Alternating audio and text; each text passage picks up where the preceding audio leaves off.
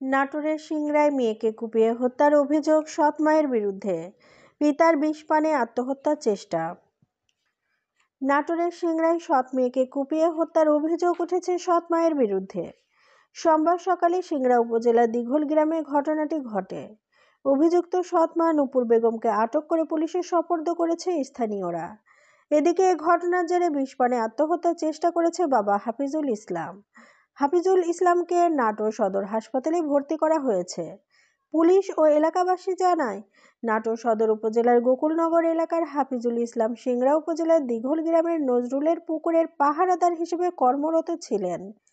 পুকুর পাড়ে একটি ঘরে দ্বিতীয় স্ত্রী নূপুর বেগম ও প্রথম স্ত্রীর সন্তান হাওয়া খাতুন 10কে নিয়ে বসবাস করতেন হাফিজুল। সোমবার সকালে হাফিজুল ও নূপুরের মধ্যে ঝগড়া শুরু হলে হাওয়াকে কুপিয়ে পুকুরে ফেলে দেয়। এই ঘটনায় হাফিজুল বিষ পান করে আত্মহত্যা করার চেষ্টা করেন।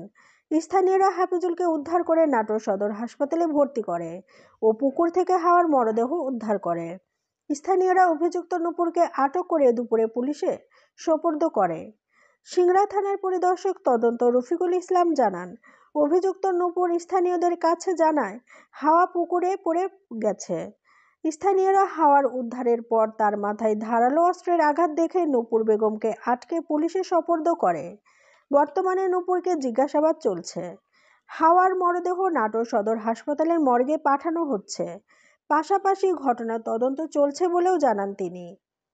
কোনোদিন অন্য সন্তানকে ভাবে মারতে পারে না, অন্য সন্তানও যা নিজের সন্তানও সেটাই। তাই এনার উচিত মানে যেটা ন্যায্য বিচার সেটাই আমরা চাই, যে এরকম ঘরে ঘরে যেন এরকম ইয়ে না হয়। এই ঘটনা আমরা আগে কখনো শুনিনি। এই মহিলা যে কাজ করেছে, আমরাও তো মা, আমাদেরও সন্তান আছে। তা কোনো মা নিজের সন্তান আর পরের সন্তান একই।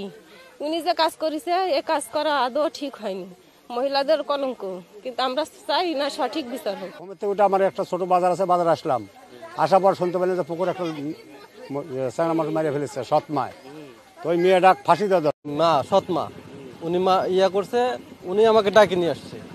ডাকে নিয়ে এসে বলতেছে আমার মেয়ে তো পানিতে পড়ছে, আমাকে তোলার ব্যবস্থা করেন। তো আমি আবার তুলতে গেছি, তুলে আমি বলছি পানিতে পড়ছে, অনেকেই নামছে পায় নাই। তো আমি যা ওইটা ডুব দিয়ে অনেকক্ষণ ডুবাডুবি করার পরে তুলছি।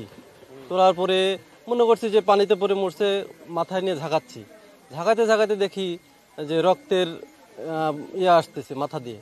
তখন আমি বলছি কে রে, কি হয়েছে? পরে দেখি যে মাথায় কাটা দাগ, 2টা দাগ, মানে হয়তো বা ধারালো অস্ত্র দিয়ে মানে আঘাত করছে। তারপরে যা মনে করেন যে কাটাকুটি দেখে ওই মহিলাকে নিয়ে আমি হলো বসে আছি ধরে। আসার পর এখন পুলিশে ফোন টোন দেওয়ার পর পুলিশ আসার পর মনে করেন তার হাতে তুলে দিয়ে পর্যন্ত।